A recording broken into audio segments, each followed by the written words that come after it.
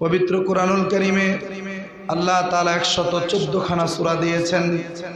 এর মধ্যে একটি সূরার নাম হচ্ছে সূরাতুল ফিল। ফিল শব্দটা আরবি, যার বাংলা হচ্ছে হাতি। বাংলা কি? হাতি বা হস্তি বাহিনী। হাতির বাহিনীকে বলা হয় ফিল।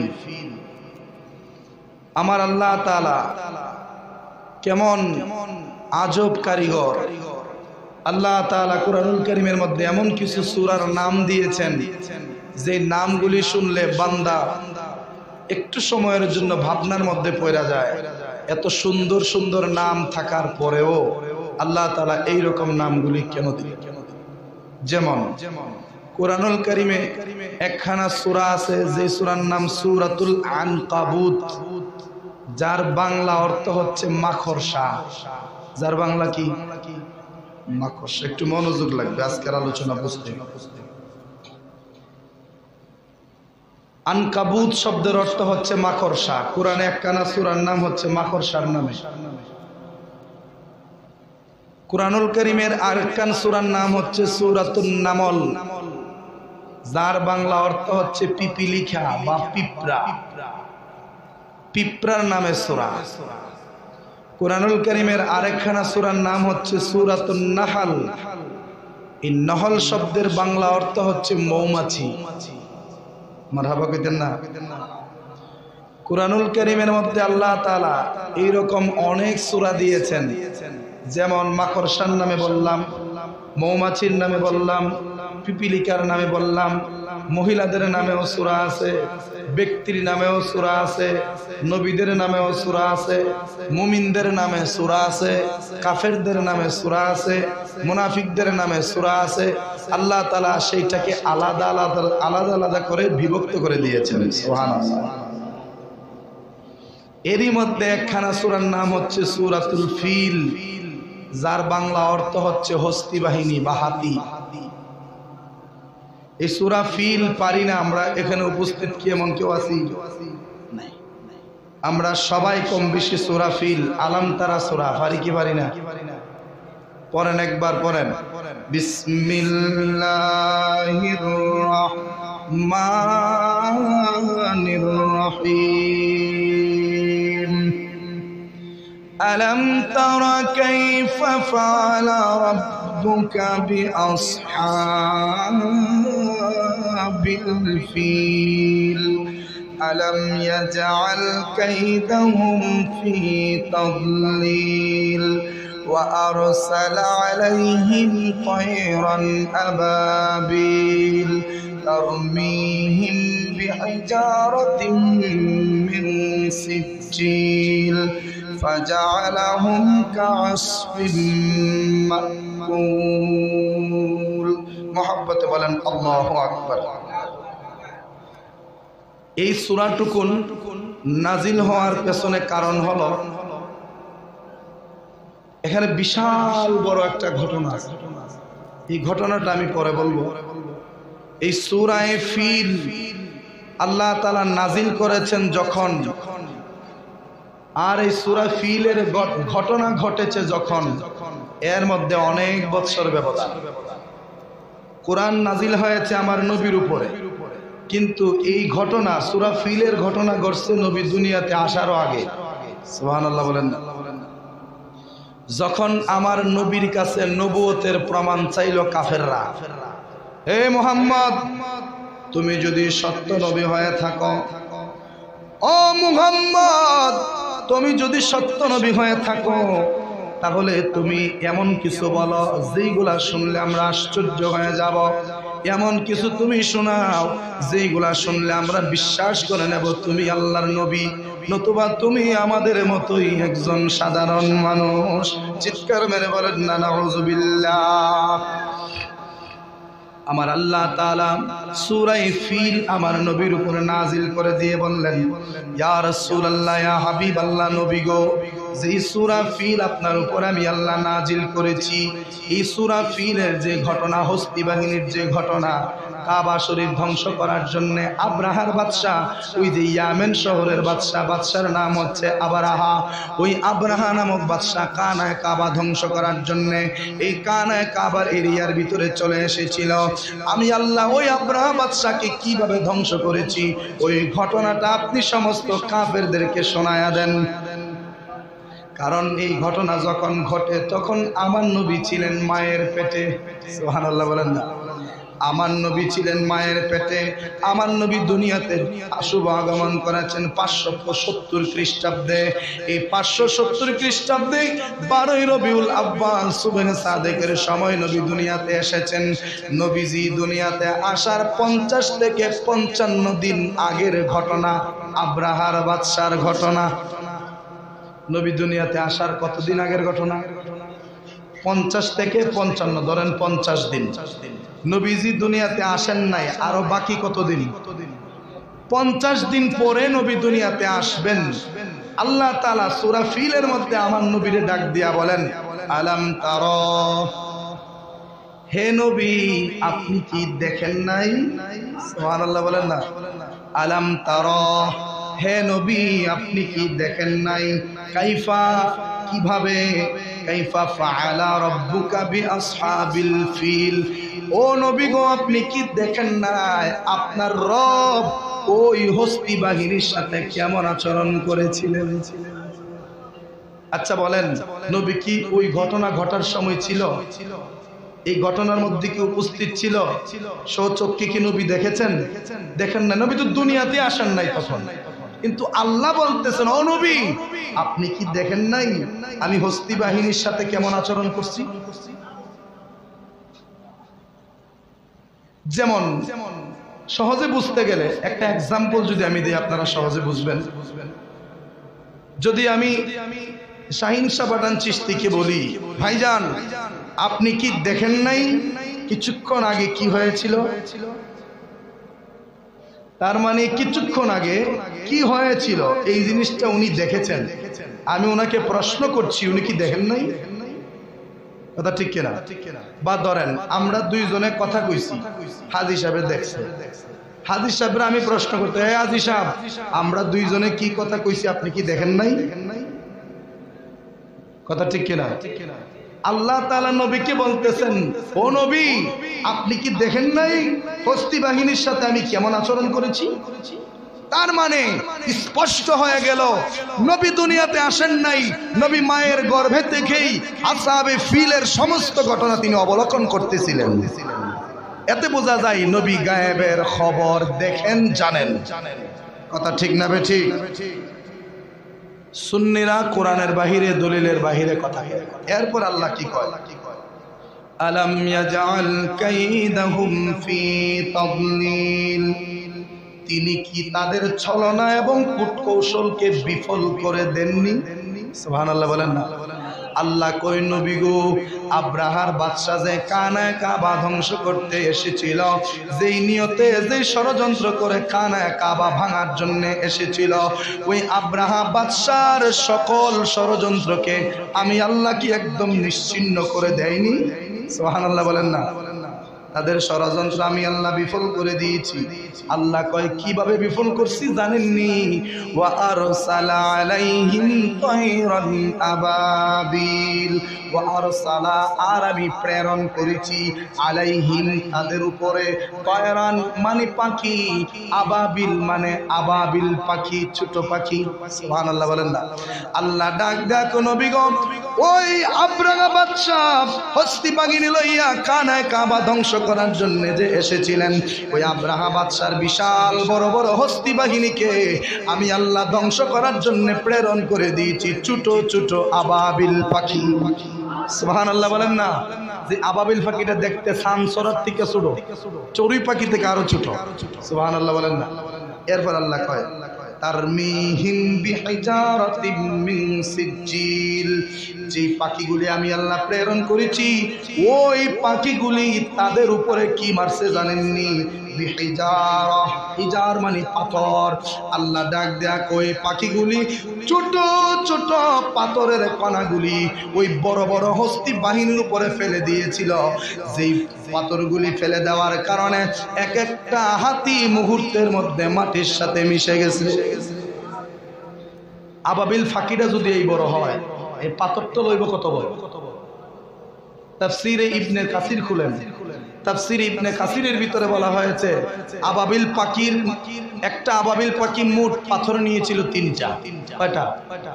একটা আবাবিল পাখি মোট পাথর নিয়েছিল তিনটা, দুইটা হচ্ছে দুই পায়ে, একটা হচ্ছে ঠোঁটে। এবং এই পাথরগুলিতে নাম লেখা ছিল কোন পাথরটা কার উপরে ছাড়বে। সুবহানাল্লাহ বলেন না? এই পাথরগুলি কার উপরে ছাড়বে নাম লেখা। যেই পাথরগুলির ওজন ছিল কি, ওজনটা পরে কই, আগে পাথরের সাইজগুলা কই, এক একটা পাথর কদ্দুর বড়। আল্লাহ তাআলা কোরআনের ভাষায় বলেন, বান্দারে যেই আবাবিল পাখিকে আমি আল্লাহ প্রেরণ করেছিলাম, ওই আবাবিল পাখির পায়ে এবং ঠোঁটে যেই পাথর ছিল, ওই পাথরটা বড় জোর, বেশি বড় হইলে মসুরির ডালের সমান। জোরে বলেন না সুবহানাল্লাহ। এক একটা পাথর কিসের সমান? মুসুরির ডাল। অথবা তাফসীর ইবনে কাসিরের ভিতরে এটা ব্যাখ্যা করছেন, অথবা ওই যে আমরা বস্তা ব্যবহার করি, বস্তার মধ্যে দেখবেন একটা ফলার সাথে আরেকটা ফলার বাইন তুলা আছে না, এই বাইন তুলতে গিয়ে এক একটা বাইন যদ্দুর বড়, এই পাথরগুলি এতটুকুন বড়। এই পাথরগুলি আবাবিল পাখি যখন উপর থেকে ছাড়ছে, এই মাথার মাঝখান দিয়া পাথরগুলি তার ভিতরে ঢুকছে। মাথার ভিতরে পাথরগুলি ঢুইকা পিছনের পায়খানার রাস্তা দিয়ে পাথরগুলি বের হইছে, এবং পায়খানার রাস্তা দিয়ে পাথরগুলি বের হওয়ার সময় তার শরীরের ভিতরের যত নারী ভুঁড়ি ছিল সবগুলি পিছনের রাস্তা দিয়ে বের করে দিয়েছে। সুবহানাল্লাহ, কি কইতে মন চানা? এত ছোট পাথর দিয়া ডিল দিলে আমার এলাইতে পারলাম না। কিন্তু আল্লাহ কয়, আমার কাবা ধ্বংস করতে আইছস, আমি আল্লাহ তাআলা বড় কোনো বাহিনী পাঠাইতাম না। আমার বাহিনীর মধ্যে সবচেয়ে ছোট যে বাহিনী, এটা হচ্ছে আবাবিল পাখি। আবাবিল পাখির চাইতে আরো ছোট বাহিনী আছে যেগুলা পিঁপড়া। কথা ঠিক কিনা? আবার এর চাইতে আরো ছোট আছে যেগুলোর নাম হচ্ছে মতালিবা শাকার শাহ। কিদা? নমরুদের মতো বিশাল বড় ফালুয়ান রে আল্লাহ তাআলা মারছেন কি দিয়া? মারহাবা কইতেন না? আল্লাহর সাথে ভাঙ্গা নিতে যায় না বান্দা, আল্লাহর সাথে যুদ্ধ করতে যায় না, দুলিশাত হয়ে যাইবা। কথা ঠিক না বেঠি? এরপর আল্লাহ কি কয় শুনে, তারপর আল্লাহ কয় ফাজআলাহুম কাআসফিম মাকুল, অতঃপর আল্লাহ তাদেরকে ভক্ষিত ভুসির ন্যায় ধ্বংস করে দিলেন। এটার মানে কি বুঝছেন? আল্লাহ কয় তোমরা কোনো কিছু যখন চাবাও, যেমন হাড়, মুরগের হাড়, পোল্ট্রি মুরগ, বিশেষ করে ওই যে ব্রয়লারের মুরগ, এই ব্রয়লারের মুরগের হাড় যখন বান্দা তোমরা মুখে নিয়ে চাবাও, ওই হাড়গুলি চাবাইতে চাবাইতে দেখবেন একদম কি হয়ে যায়, ফিনিশ হয়ে ছাল উঠে যায়। কথা ঠিক না? এরকম চাবলানো হয়ে যায়। আল্লাহ কয় এই আব্রাহা বাদশাহ এবং তার হস্তি বাহিনী, তার সাথে যারা আমার কানায় কাবা ধ্বংস করার জন্য আসছিল, সবাইকে আমি আল্লাহ তাআলা ওই বান্দার চাবায়া পালাই দিলে খাবারটা যেই রকম হয় তাদেরকে এই রকম বানায় দিয়েছি। কে কয়? সরাসরি আল্লাহ কয় ফাজআলাহুম কাআসফিম মাকুল। বান্দা চাবানোর পরে যেটা ভুসির মতো সুলকা হয়ে যায়, ওই যে সুলার মতো এইরকম হয়ে যায়, তাদেরকে আমি আল্লাহ এইরকম ভাবে মাটির সাথে মিশিয়ে দিয়েছি। তাহলে কানায় কাবা ধ্বংস করার জন্য আইলে আল্লাহ কি বয়ে থাকবো? আল্লাহ কি ছেড়ে দিব? তাহলে মজার ঘটনা শুনেন। এই তো শুনলেন কোরআনের তরজমা, এবার আসেন বিস্তারিত বুঝাইয়া দেই, তাহলে সহজে বুঝবেন ঘটনাটা আপনাদের সামনে ক্লিয়ার হবে। রোমান সাম্রাজ্য, যেগুলো আমরা বুঝবো না, নামগুলো হয়তো আমরা শুনি না এই জীবনে। রোমান সাম্রাজ্য, ওই যে আফ্রিকা, তারপরে চীন, তারপরে ভারতবর্ষ, এইগুলাই শাসন করতো এই রোমান সাম্রাজ্য। এই রোমান সাম্রাজ্যের শাসক যিনি ছিলেন, বিশেষ করে রোমান সাম্রাজ্যের মধ্যে একটা রাষ্ট্র ছিল, যেই রাষ্ট্রের নাম হচ্ছে আবিসিনিয়া। রাষ্ট্রের নাম কি? আবিসিনিয়া। যেই আবিসিনিয়ায় অনেক মুসলমান হিজরত করেছিলেন, মদিনায়ও হিজরত করেছেন, আবিসিনিয়ায়ও কি করেছেন? হিজরত করেছেন। ওই আবিসিনিয়ার যে বাদশাহ, ওই বাদশার নাম হচ্ছে বাদশাহ নাজ্জাশী। বাদশার নাম কি? বাদশাহ নাজ্জাশী। এই নাজ্জাশী ছিল এক খ্রিস্টান বাদশাহ। কি বাদশাহ? খ্রিস্টান বাদশাহ। এবার আসেন এই দিক দিয়া ইয়ামেন শহর, এই ইয়ামেন শহরের শাসক ছিল, শাসকের নাম ছিল জুনাওয়াজ। যে ছিল ইহুদি শাসক। অন্য দিক দিয়া আবিসিনিয়ার মধ্যে যিনি শাসন করতেন তিনি হচ্ছে একজন খ্রিস্টান, আর ইয়েমেনে যিনি শাসন করতেন তিনি হচ্ছে এক ইহুদি। ওই ইহুদি বাদশা ছিল একটু দুষ্ট, ওই ইহুদি বাদশা ছিল একটু খারাপ। সে ঈসা নবীর খাস উম্মত যারা যারা এরারে দইরা দইরা জ্বলন্ত আগুনের ভিতরে ফেলাই দিতেছে। নাউজুবিল্লাহ বলেন না। মনে রাখবেন অরিজিনাল খ্রিস্টান যারা, এরার সাথে মুসলমানের অনেক কিছুর মিল আছে, কিন্তু বর্তমানে যাদেরকে আমরা খ্রিস্টান দেখি এরা আসল খ্রিস্টান, মানে ঈসা নবীর যে ধর্ম ছিল এই ধর্মের মধ্যে তারা নাই বললেই চলে। কারণ ইনজিল কিতাব আল্লাহ যে নাজিল করছিলেন ঈসা নবীর উপরে, এই ইনজিল কিতাবকে তারা কাটচাট করতে করতে করতে করতে তাদের বিরুদ্ধে যা আছে সব বাদ দিয়ে দিছে, দিয়া তাদের সুবিধা মতো যা আছে তা রাখছে। যেরকম নাউজুবিল্লাহ। এই জন্য বর্তমানের খ্রিস্টান এগুলো মুসলমানদের শত্রু, বর্তমানের ইহুদি মুসলমানদের শত্রু। শুনেন, আমার নবী আসার আগের ঘটনা কিন্তু এটা। তাহলে আমার নবী আসার আগে তো দ্বীন ইসলামটা এইরকম ছিল না। তখন একটা ধর্মের প্রাধান্য ছিল বেশি, যেই ধর্মের নাম হচ্ছে খ্রিস্টান। কারণ তখন ঈসা নবী দুনিয়াতে আইসা খ্রিস্টান ধর্ম প্রচার করে তো তিনি আসমানে উঠে গিয়েছিলেন, তখন ওই খ্রিস্টানদের প্রভাবটা একটু বেশি ছিল। তখন ইয়েমেন শহর থেকে খবর গেল বাদশার কাছে, কারণ ইয়েমেন ছিল ওই রকম দেশ যেমন কুফা, যেমন দামেস্ক। আমরা এই ঘটনাগুলো জানি না, যে দামেস্ক কুফা এগুলা নিয়ন্ত্রণ করতো কে? ইয়াজিদ। ওই বইয়া মেইন যে মসনদ, এই মসনদের মধ্যে বৈশা দামেস্কের বাদশা কে ছিল? হ্যাঁ, দামেস্কের বাদশা ইয়াজিদ ছিল। আর কুফা শহরের যে গভর্নর তার নাম কি ছিল? কুফা শহরের গভর্নরের নাম কি ছিল বলেন? ইবনে জিহাদ। এই ইবনে জিহাদ ছিল ইয়াজিদের আন্ডারে। কার আন্ডারে? যদিও কুফা একটা দেশ, দামেস্ক আরেকটা দেশ, আরেকটা এলাকা। তো ওই দামেস্ক শহর থেকে ইয়াজিদ কুফা শহরকে নিয়ন্ত্রণ করত। নিয়ন্ত্রণ করার জন্য ইবনে জিহাদকে গভর্নর বানায় ইয়াজিদের পক্ষে কোথায় পাঠাইছে? কুফাতে পাঠাইছে। আর ওই দিক দিয়া ইয়েমেন শহর এইটা পরিচালনা করত ওই যে রোমান সাম্রাজ্যের যে বাদশাগুলা ছিল, তারা গভর্নর পাঠায় ইয়েমেন কি করত? শাসন করতো এইরকম ভাবে। তো দেখা গেল ওই ইয়েমেন শহরের যে ইহুদি বাদশা, ওই ইহুদি বাদশা যখন খ্রিস্টানদের উপরে জুলুম শুরু করে দিল, ওই যে নাজ্জাশী নামে যে বাদশা ছিল সে পরবর্তীতে কিন্তু মুসলমান হয়েছে। এই ঘটনা কিন্তু অনেক মস্ত বড় ঘটনা। এই নাজ্জাশীর জানাজা আমার নবী গায়েবী ভাবে পড়ছে। একমাত্র একজন যেই ব্যক্তির জানাজা নবী গায়েবে পড়ছে। খবর পাইছেন নবীজি নাজ্জাশী মারা গেছেন, লাশ নাই সামনে, উনি উনার দেশে, নবী নবীর দেশে। যখন খবর পাইলেন নবীজি নাজ্জাশী মারা গেছে, আল্লাহ নবী রাহমাতুল্লিল আলামিন সমস্ত সাহাবীদেরকে বললেন কাতার ধরো, জানাজা হবে। নবীজির লাশ ছাড়া গায়েবানা জানাজা পড়েছেন। যে গায়েবানা জানাজা একমাত্র নাজ্জাশীর জন্য ছিল, একমাত্র নবীর জন্য সেটা ছিল। এছাড়া পৃথিবীতে কিয়ামত পর্যন্ত যদি কেউ গায়েবানা জানাজা পড়ে তার জানাজা হবে না। যেমন অনেক আলেম মারা যাওয়ার পর ইদানিং কিছু আমরা খবরও দেখছি এরা লাশ ছাড়া গায়েবী জানাজা পড়ে।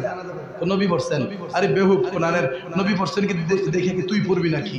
নবী পড়ছেন, এটা নবীর জন্য খাস, তোর জন্য আমার জন্য সেটা খাস না। কথা ঠিক না বে ঠিক? বুঝতে কি কষ্ট হইতেছে আপনারা? ওই নাজ্জাশী যখন খ্রিস্টান ছিল তখন সে ইয়েমেনের সেই ইহুদি শাসককে শাসন করার জন্য, তাকে মানে এইরকম অত্যাচার থেকে মুক্তি দেওয়ার জন্য দুইজন লিডারকে পাঠাইলেন। একজনের নাম হচ্ছে আব্রাহা, আর একজনের নাম হচ্ছে মুনতাহ। না সরি, একজনের নাম হচ্ছে আব্রাহা আর একজনের নাম হচ্ছে আরিয়াত। এই আরিয়াত যে লোকটা ছিল এই লোকটা হচ্ছে সেনা প্রধান, আর আব্রাহা যে লোকটা এই লোকটা ছিল যোদ্ধা, সে যুদ্ধ করত। আর আরিয়াত ছিল আপনার সেনা প্রধান, যুদ্ধের সেনাপতি ছিল সে। এই দুইজনে মিলে ইয়েমেনে আক্রমণ করলো। ইয়েমেনে আক্রমণ করে ইহুদি সেই বাদশাকে তারা পরাজিত করলো। তারা দুইজন ইহুদি বাদশাকে পরাজিত করে নাজ্জাশীর কাছে খবর পাঠাইল, ও বাদশা গো, আমাদের যে মিশন ছিল ইয়েমেনকে বিজয় করা, আমরা দুইজন আমাদের সূক্ষ্ম বুদ্ধি দিয়ে ইয়েমেনকে বিজয় করেছি। ওই ইয়েমেনকে বিজয় করে এখন আমরা ইয়েমেনের আধিপত্য নিয়েছি, এখন আমরা ইয়েমেনের বাদশা হয়েছি। নাজ্জাশী ডাক দিয়া কই, দুইজন তো একসাথে বাদশা হইতে পারবা না, আমার হুকুম হলো তোমরা দুইজন থেকে একজন বাদশা হও আর একজন মন্ত্রী হও। এটা নাজ্জাশী বলে দিলেন। আব্রাহা কয় আমি বাদশাহ হমো, আরিয়াতে কয় আমি বাদশাহ হমো। যেই দুইজনে মিল্লা ইয়ামেন শহরটারে ইহুদি মুক্ত করছে, ইয়ামেন শহরটারে বিজয়ী কইরা যেই দুইজন খ্রিস্টান বাদশাহ, তারা দুইজনই বাদশাহ দাবি করে, কিন্তু বাদশাহ তো হবে একজন। কিন্তু আরিয়াতে কয় আমি বাদশাহ হব, আব্রাহা কয় আমি বাদশাহ হব। দুইজনের মধ্যে যুদ্ধ শুরু হয়ে গেল। দুইজনের মধ্যে যুদ্ধ শুরু হওয়ার পর আব্রাহা যেই লোকটা ছিল, ওই লোকটা বিশাল বড় কৌশলী যোদ্ধা ছিল, ওই লোকটা বড় জ্ঞানী ছিল, যুদ্ধের কলা কৌশল বেশি জানতো। এই জন্য দেখা গেল আব্রাহার হাতে আরিয়াত নামক লোকটা মারা গেল। মারা যাবার পর তার কোনো প্রতিদ্বন্দ্বী আছে নাই। এখন সে যোদ্ধা থেকে হয়ে গেল ইয়ামেন শহরের বাদশাহ। কোন শহরে? ইয়ামেন দেশের বাদশাহ হয়ে গেল আব্রাহা। ওই আব্রাহা ইয়ামেন দেশের বাদশাহ হয়ে যাওয়ার পর তার পাওয়ার আরো বাড়ানোর জন্যে, তার ক্ষমতা আরো বাড়ানোর জন্যে, তার নাম যশ খ্যাতি আরো বাড়ানোর জন্যে যত ব্যবস্থার দরকার সমস্ত ব্যবস্থা করতেছে। দেশের রন্ধ্রে রন্ধ্রে তার নাম ছড়াইয়া পড়বে সে আশা করে সে যা তা ইচ্ছা সবগুলা করতেছে। তখন খবর পাইল যে মক্কার জমিনে কাবা নামক একটা ঘর আছে, যেই ঘরটা নাকি আল্লাহর ঘর। ওই ঘরের মধ্যে প্রতি বৎসর, প্রতিদিন, প্রতি মাসে, প্রতি মুহূর্তে হাজার হাজার লাখ লাখ মানুষ ওই ঘরটারে জিয়ারত করে, ওই ঘরটারে তাওয়াফ করে। আব্রাহা বাদশাহ কয় ওই কাবার মধ্যে মানুষ যায়, ওই কাবাকে মানুষ সম্মান করে, ওই কাবাকে মানুষ ইজ্জত করে। মক্কার কাবার মতো আমি নিজে আরেকটা কাবা বানাবো। কথা হইল সমস্ত মানুষ মক্কায় না গিয়া যেন ইয়ামেনে আমার দ্বারা, কারণ ওই কাবা হচ্ছে ইটের তৈরি, ওই কাবা হচ্ছে সাধারণ বালু দিয়া তৈরি, ওই কাবা হচ্ছে সাধারণ একটা গিলাপ দিয়া লাগায় রাখছে কালা কাপড়। কিন্তু আমি একটা কাবা বানাবো, যেই কাবা বানাইলে গোটা পৃথিবীতে আমার নাম ছড়ায়া যাবে। সে একটা কাবা বলতে গির্জা, কি গির্জা, এই খ্রিস্টানদের একটা গির্জা বানাইলো, যেই গির্জার মধ্যে কোনো ইট নাই, মাটির ইট নাই, যা আছে সব হীরা মণি মুক্তা, মানে যা আছে সব হচ্ছে দামি দামি জিনিস। সর্বনিম্ন যেটা এটার নাম হচ্ছে রূপা, আর সর্বোচ্চ হীরামণি মুক্তা যা আছে সব দিয়ে বিশাল করে গির্জা বানাইছে। যেই গির্জার নাম হচ্ছে সানাতে কুল্লাইস। নাম কি? সানাতে কুল্লাইস নামক একটা গির্জা সে বানালো। বানায়া নতুন নতুন জিনিসের প্রতি কিন্তু বাঙালি আমরা একটু আকর্ষণ বেশি থাকে, কথা ঠিক কিনা? নতুন কোনো পার্ক হইলে সবাই আগে আমরা যাই ঘুরে দেখতাম, নতুন কোনো হোটেল হইলে সবার আগে আমরা এটাতে যাই গিয়া এমন খাবার খাই 3 দিন পরে আর নতুনের আকর্ষণ থাকে না। আব্রাহা তার সেটা চিন্তা করে নাই। যখন সে নতুন গির্জা বানাইল, সমস্ত মানুষ একের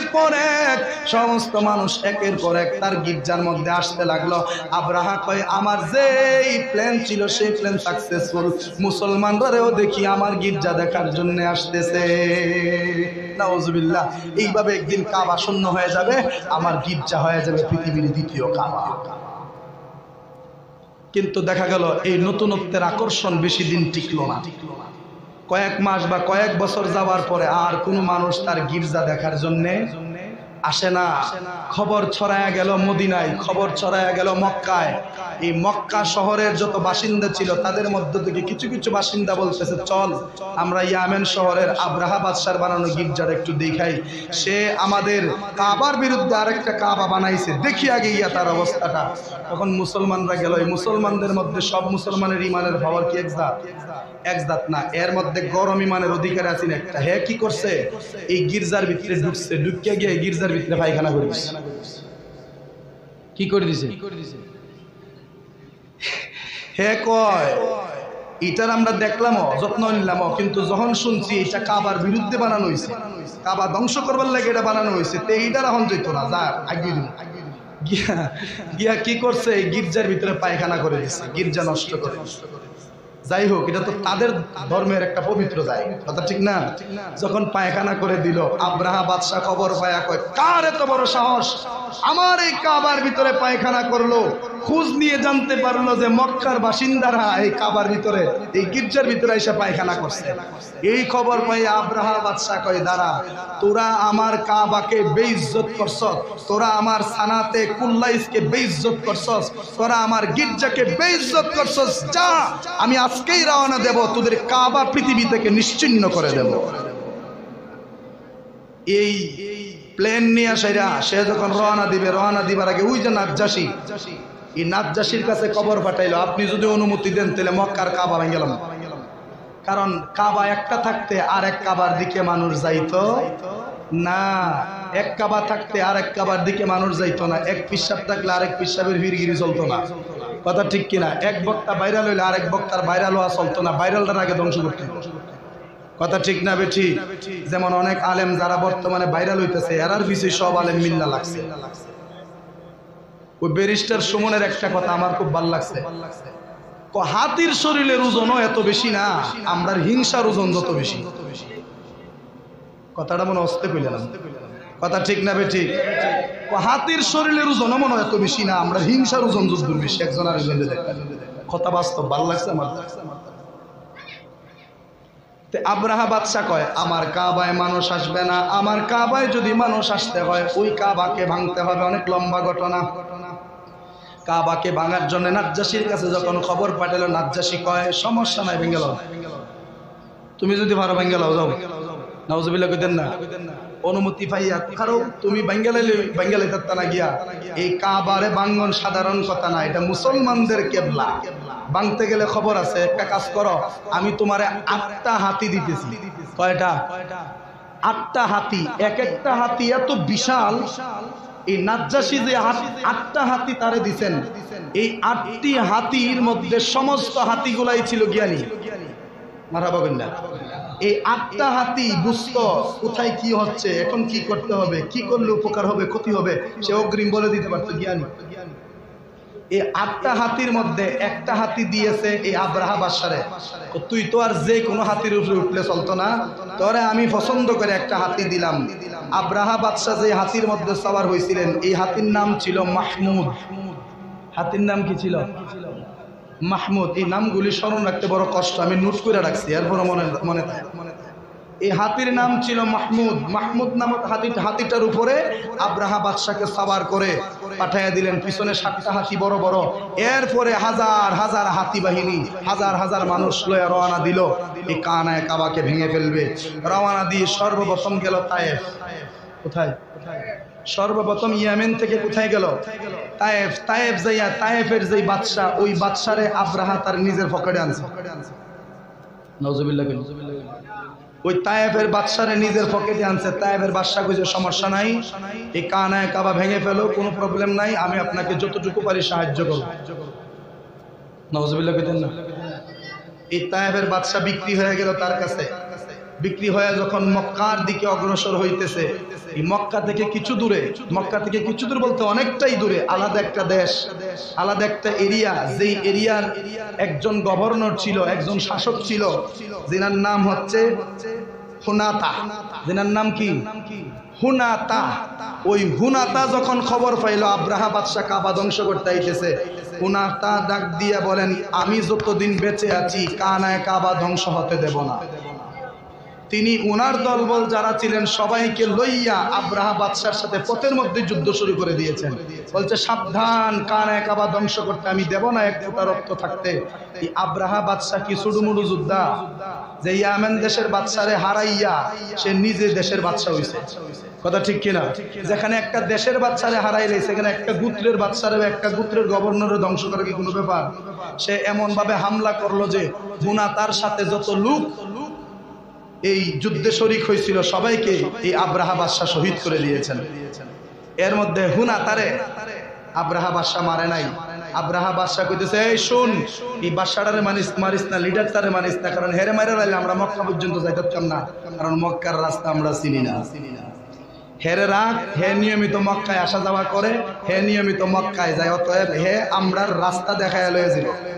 শর্ত হইল, এই হুনাতা, তুমি যদি আমরা রাস্তা দেখায় কাবা পর্যন্ত নিয়ে যাও তাইলে তোমারে ছাইরা দিমু, আর যদি তুমি আমাদের এই শর্তে রাজি না হও তাহলে এই মুহূর্তে তোমাকে শহীদ করে দেব, কতল করে দেব।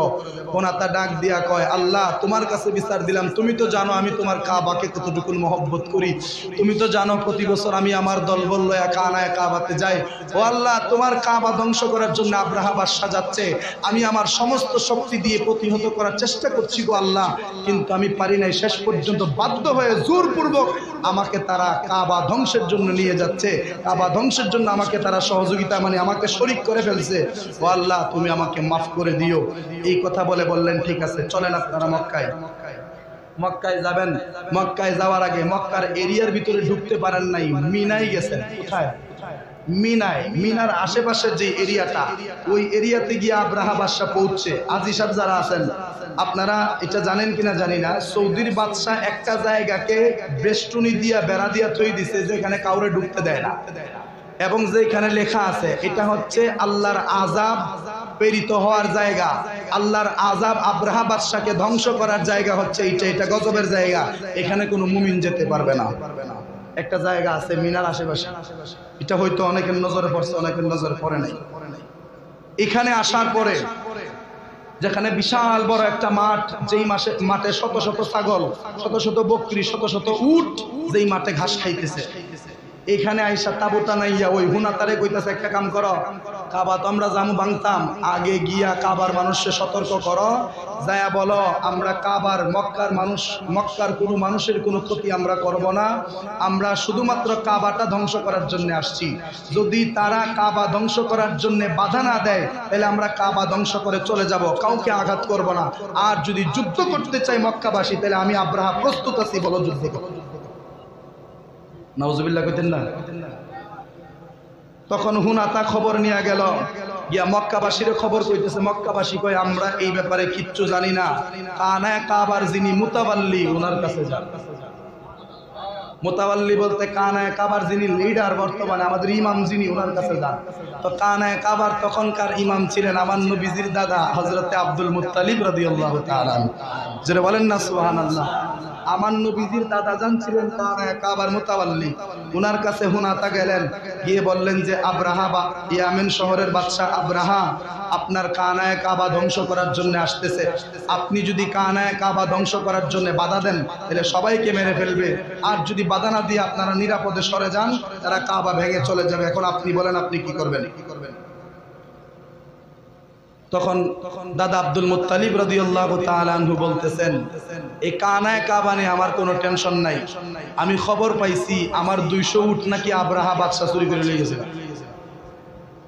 ওই যে মিনা বাজারের মিনার আশেপাশে যে বকরির মাঠ ছিল, ওই মাঠ থেকে এরা 200 উট আব্দুল মুত্তালিবের দাদা আব্দুল মুত্তালিবের 200 উট এরা লয়ে গেছে গারার কবজায়। আরো শত শত হাজার হাজার মানুষের উট বকরি ছাগল যা আছে সব করে লয়ে গেছে গারার। দাদা আব্দুল মুত্তালিব কানায় কাবা ভাঙবো নাকি তা করবো, এটা আমার দেয়ার বিষয় না। আমি যাবো হন আব্রাহার দ্বারে, লয়ে যাও। আব্রাহার দ্বারে দাদা আব্দুল মুত্তালিব গেলেন, গিয়া কয় আব্রাহা তোমরা কেন আইছো? পাইছি কাবা ধ্বংস করতাম। কাবা ধ্বংস করলে করো গিয়ে, এটা তোমরা ইচ্ছা, কিন্তু আমার 200 উট আমার ফেরত দাও। সুবহানাল্লাহ। আচ্ছা, কেউ যদি এই মসজিদ ভাঙতে হয়, মসজিদের লিডার আপনারা বানাইছেন কারা? ইমাম না, আয়া খুঁজবো কারে? ইমাম রে। এখন আমি যদি মসজিদ ভেঙে গেলাম, আমার কিছু করার নাই, আমার মোবাইলটা ঠিকঠাক আমার কাছে তাহলে কি বোঝা গেল আমি স্বার্থের ইমাম। কথা ঠিক কিনা? সবাই ভাবতেছে এটাই। আব্রাহা বাদশা তো অবাক। আব্রাহার বাদশা কয় কাবার মুতাওয়াল্লি, তুমি না কাবার দেখাশোনা করো, কাবা যে ভেঙে গেলাম এই ব্যাপারে যে তোমার কোনো রাগ ঘোষা নাই, তুমি কি তোমার উট লয়ে আসো?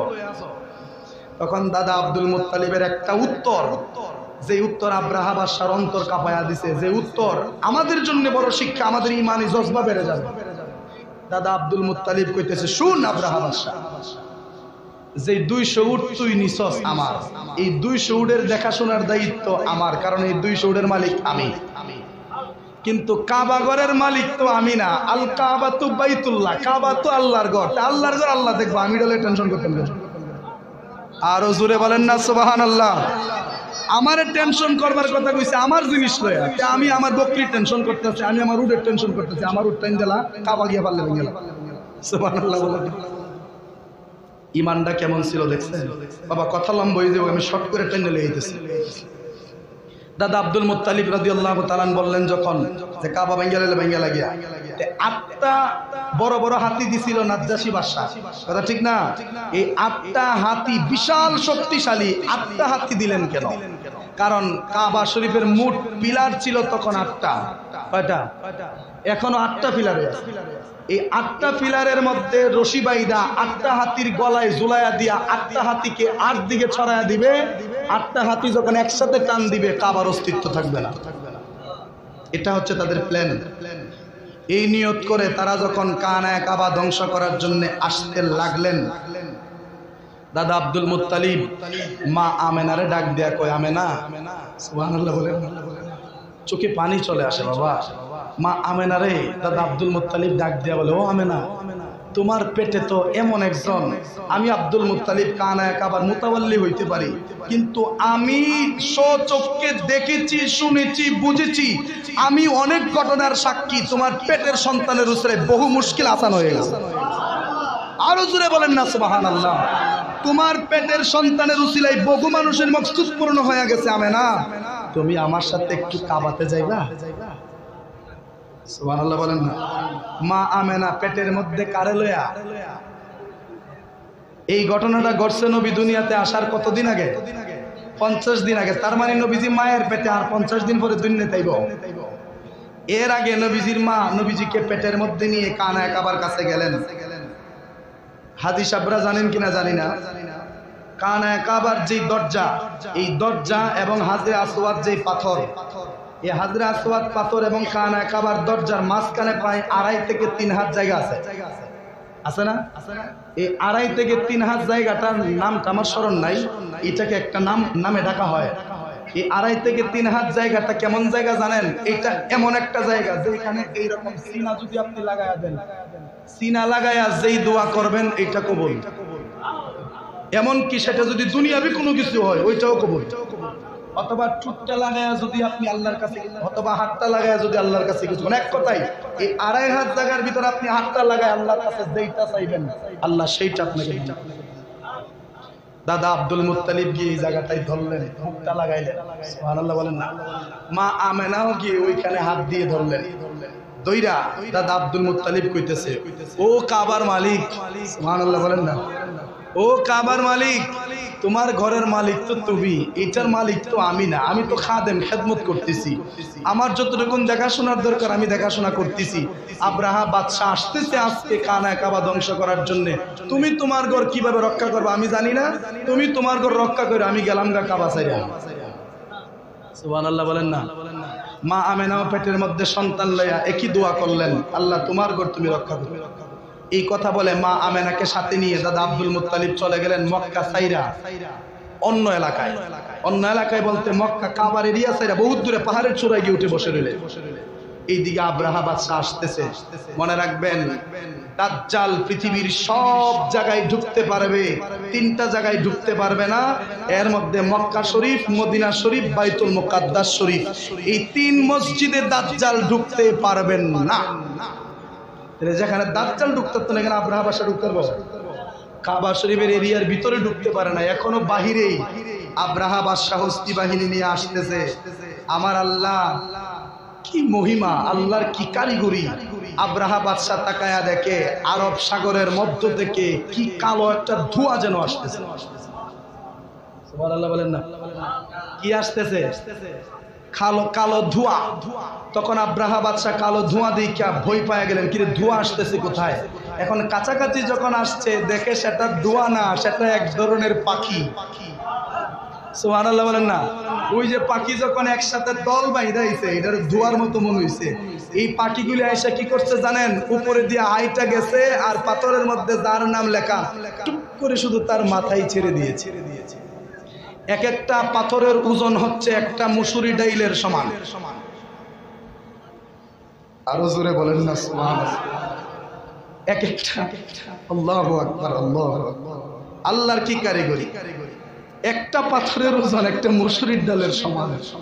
এই পাথর দিয়ে বড় বড় হস্তি বাহিনী হাতির মাথার উপরে ছাড়ছে, পিছনের রাস্তা দিয়ে বের হইছে নারী বুড়ি সব লয়া। এবং আমরা চাবাইয়া কোনো জিনিস রাখলে যেই রকম হয় ওই রকম এরারে বানাই দিছে। আব্রাহার বাদশার সাথে জাসিম সব শেষ, আব্রাহা বাদশা বাকি, সাথে একটা লোক বাকি। কয়জন? শুধুমাত্র কয়জন বাকি? কিন্তু আব্রাহার বাদশার যেই দিক দিয়া এই পাথরগুলি পড়ছে এই দিক দিয়া পচে গেছে, মানে এই দিক দিয়ে গোশত খসে গেছে। সুবহানাল্লাহ বলেন। আমার আল্লাহর কথা হইলো তোরে যদি কেন মাইরা লাই তুই সহজ মরণ হইল, ইদা আমি দিতাম, তোর মরণটা আমি কিভাবে দিব জগতের মানুষ দেখতো। এই আব্রাহা বাদশার শরীরের মধ্যে এখানে গোশত নাই, এখানে গোশত নাই, এখানে গোশত নাই, এখানে গোশত নাই, তারে কোন রকম দইরা মানুষে লয়া গেছে তার দেশ ইয়ামেনে, নিয়ে তারে হাসপাতালে বা যেখানে চিকিৎসা করা হয় চিকিৎসার মধ্যে রাখছে, চিকিৎসা করতেছে, কিন্তু ভালো তো আর হয় না। এই রূপ কি রূপ? কুদরতি রূপ, কথা ঠিক কিনা?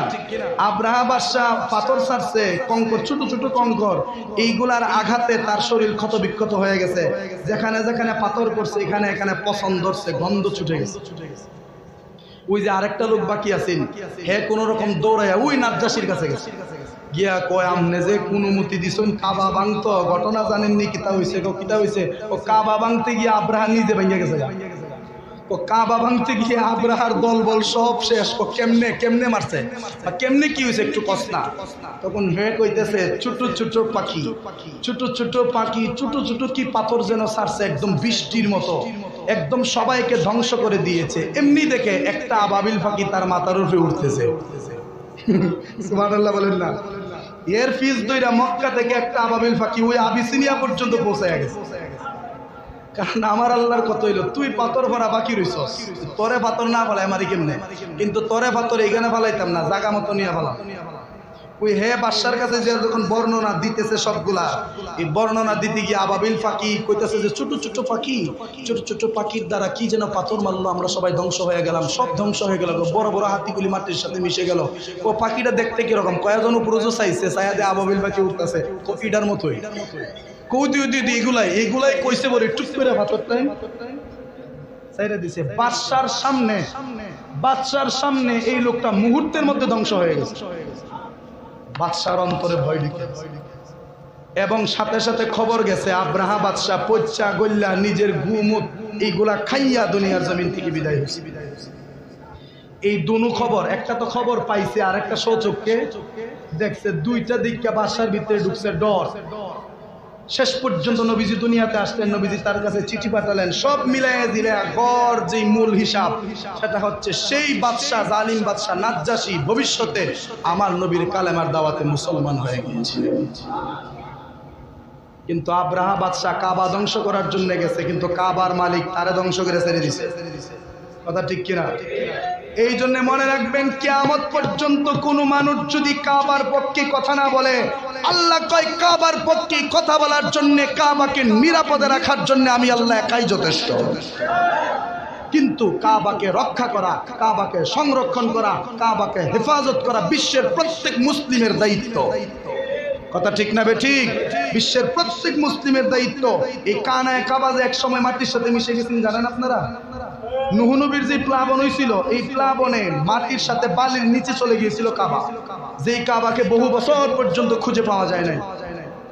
ওই কাবা ভেসে উঠছে, ওই কাবাকে খুঁজে, কাবার যে ফাউন্ডেশন, এই ফাউন্ডেশনটা খুঁজে বের করছেন হযরত ইব্রাহিম খলিলুল্লাহ। এটা একদিন আরেকদিন বলবো। ইব্রাহিম খলিলুল্লাহ সেই কানায় কাবার ফাউন্ডেশন বের করে তিনি নতুন করে ইট লাগাইছিলেন।